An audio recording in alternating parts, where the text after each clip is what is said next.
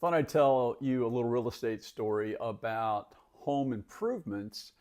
I had a house, it's been about 5 or 6 years ago now, that I was flipping. I found this house and I got it pretty cheaply, but it was in really bad shape. It really needed a ton of work. And I won't get into too much of that, but you know, it was basically a complete redo. Like we tore out the kitchen, we tore out the bathrooms, we tore out everything, and it had a lot of mold. It had a lot of termite damage, and it was a big project to undertake.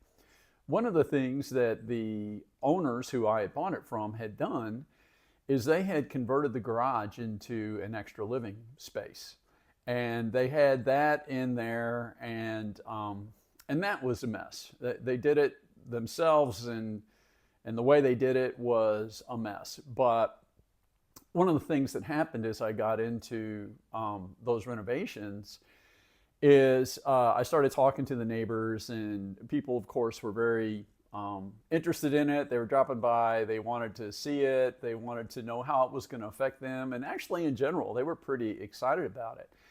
And one of the analyses that I did an analysis on what I thought this could sell for as essentially new construction.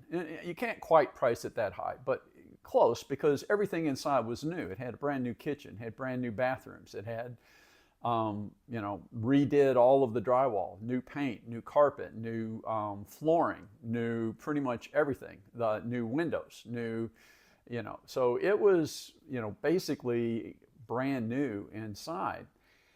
And when I did the analysis, with the property as the total square feet as it was versus the square feet if I took out the garage and I put the garage back. How much would an extra having an attached garage add or subtract from the value of the home?